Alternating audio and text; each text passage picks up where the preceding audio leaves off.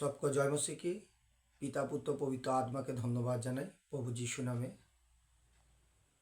তো খুব ভালো, আমরা পরমেশ্বরের এক সুন্দর বচন আমরা নিয়ে এসেছি এই সুন্দর সময়।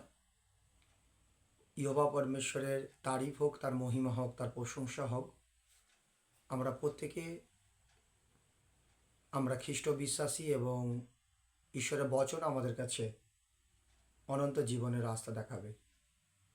পবিত্র আত্মা আমাদের সাথে থাকে আর সর্বদাই পাশে থাকে। তিনি আমাদের দ্বারায়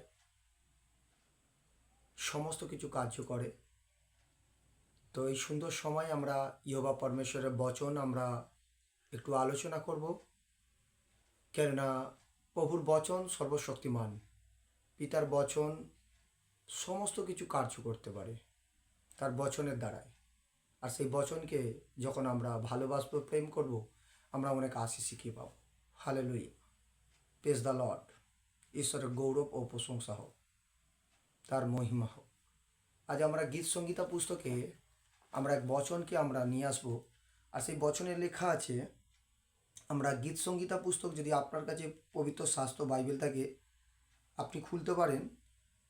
গীত সংগীতা পুস্তকের 63 নম্বর অধ্যায় তার এক পদ বলছে, হে ঈশ্বর, তুমি আমার ঈশ্বর, আমি সযত্নে তোমাকে অন্বেষণ করিব। আমার পান তোমার জন্য পিপাসু, আমার মাংস তোমার জন্য লালায়িত, সূক্ষ্ম ও শান্তিকর দেশে ও জলবিহীন দেশে। হালেলুয়া।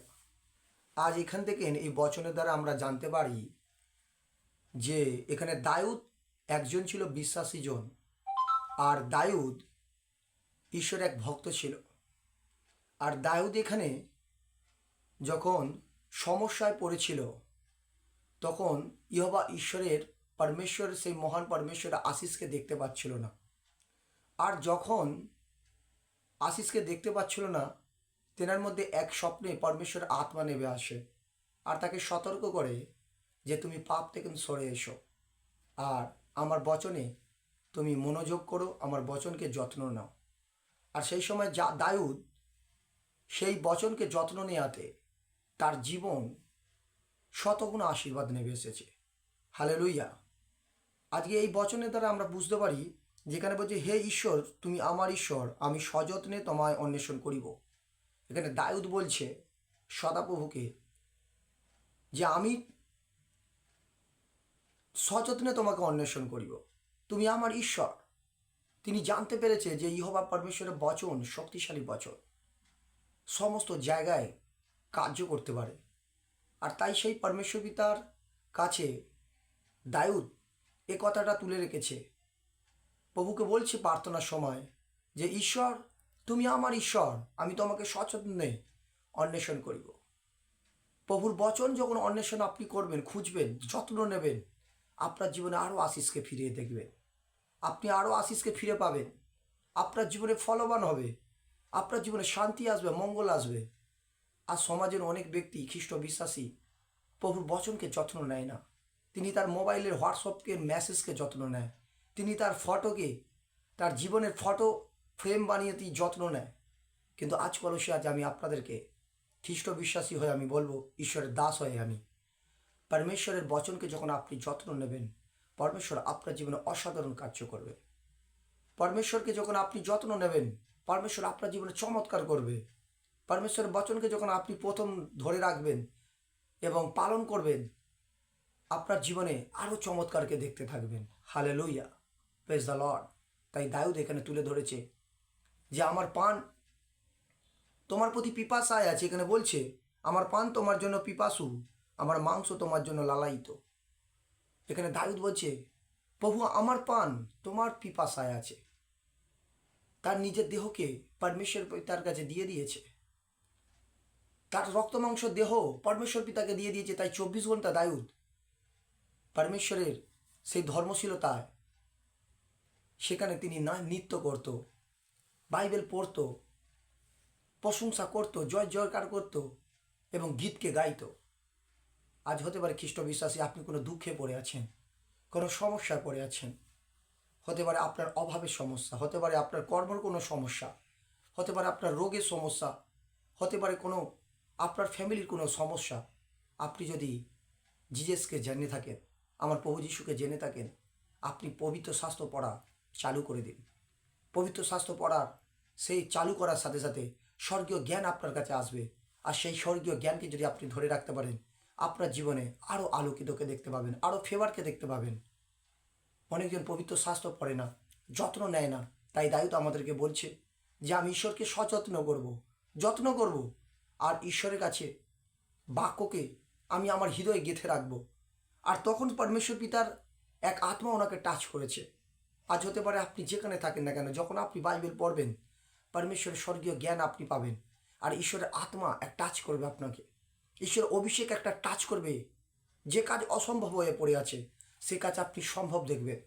যে কাজ আপনার সমস্যায় পড়ে আছে সে কাজ আপনি সমস্যা পড়ে আছে সেখান থেকে আপনি সেই সমস্যা থেকে বেরিয়ে আসবেন। হালেলুইয়া। পবিত্র পরমেশ্বর আজকে আমাদেরকে জ্ঞান দিচ্ছে। সেই জন্য বলছে যে সূক্ষ্ম ও শান্তিকর দেশে ও জলবিহীন দেশে। কি বলছে আজকে? সূক্ষ্ম শান্তিকর কথার অর্থ এবং জলবিহীন দেশে কথার অর্থ আপনার জীবনে মঙ্গল ও অমঙ্গলের সময়, অশান্তি ও শান্তির সময় পরমেশ্বরকে অন্বেষণ করতে বলছে। পরমেশ্বরকে অন্বেষণ করতে বলছে। এই মানে এটাই যে সূক্ষ্ম শান্তিকর দেশে ও জলবিহীন দেশে কথার অর্থ আপনার জীবনে মঙ্গল বা অমঙ্গল, অশান্তি বা শান্তির সময় পরমেশ্বরের বচনকে শক্ত করে ধরতে হবে। আজ অনেক খ্রিস্ট বিশ্বাসীরা কি করে যে মঙ্গলের সময় পরমেশ্বর পিতার কাছে, যখন তার জীবনে শান্তি থাকে, পরমেশ্বর পিতার কাছে আসে না। পরমেশ্বর পিতাকে ভুলে যায়, তার ফ্যামিলি নিয়ে, তার পরিবার নেয়, তার কর্ম নিয়ে সে ব্যস্ততা থাকে। এখানে দাউদ বলছে আমার প্রাণ পিপাসিত থাকে, আমার প্রাণ প্রভু তোমার প্রতি পিপাসা আছে, আমার রক্ত মাংস শরীর তোমার কাছে আমি দিয়ে দিয়েছি। আমার বাড়িতে আনন্দের সময় আমি তোমাকে ডাকিব, দুঃখের সময় ডাকিব। হালেলুইয়া। দাউদ এক ভক্ত ছিল, ঈশ্বরের দাস। আর দাউদ ঈশ্বরকে যখন যত্ন নিয়েছিলেন, বাইবেল তাকে বলছে, বাইবেল পবিত্র শাস্ত্র লেখা আছে, দাউদকে তখন চুনা করেছিল আর দাউদের মাথার মধ্যে তৈল দিলে অভিষেক করেছিল। আর দাউদের মধ্যে পাওয়ার এসে গিয়েছিল, পবিত্র পাওয়ার এসেছিল। আর দাউদের সাথে সর্বসময় ঈশ্বর কথা বলিত। আজ হয়তো খ্রিস্ট বিশ্বাসী আপনি কোনো চার্চে যান, আপনি কোনো মণ্ডলী সভায় যান, এখনও পবিত্র আত্মাকে আপনি এখনও পর্যন্ত প্রেম করছেন কিন্তু যত্ন নিচ্ছেন না।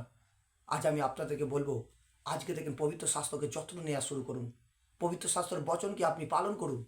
বিভিন্ন স্থানে গিয়ে পবিত্র শাস্ত্র পাঠ করুন। যে কোনো স্থানে, কর্মস্থানে, আপনি বাসে, ঘাটে, রাস্তায়, যেখানে আপনি বসে থাকবেন, যেখানে আপনি দাঁড়িয়ে থাকবেন, পবিত্র শাস্ত্র আপনি পড়ুন। পরমেশ্বর পিতা বলছে যখন পবিত্র শাস্ত্রকে যত্ন নেবে, একটা মা যেমন একটা সন্তানকে যত্ন নেয় আর সেই সন্তান বড় হয়ে সেই মা বাবার মুখ উজ্জ্বল করে, আপনি যেমন আমার প্রভুর বচনকে যখন যত্ন নেবেন, খ্রিস্ট বিশ্বাসী আপনার জীবনে বড় আশিসকে দেখতে পাবেন, বড় ফেভারকে দেখতে পাবেন। হালেলুয়া। তাই গীত সঙ্গীতে আমাদের 63 নম্বর অধ্যায় 1 নম্বর পদ পরমেশ্বর পিতার এক দাস দাউদ শিক্ষা দ্বারা আমাদেরকে ধরেছে আর সেই শিক্ষা আমাদেরকে দিয়েছে। এই শিক্ষা দ্বারা আমরা প্রত্যেকে যেন আমরা ঈশ্বরের আশিসকে দেখতে পাই। হালেলুইয়া। তাই সকলকে আমি বলবো যে আপনারা বাইবেল পড়া স্টার্ট করুন, বাইবেলের যত্ন নিন। আপনাদের জীবনে যে অসম্ভব কাজ আছে সে সম্ভব হবে যিশুর নামে। হালেলুইয়া। সবকো জয় মসিহ কি।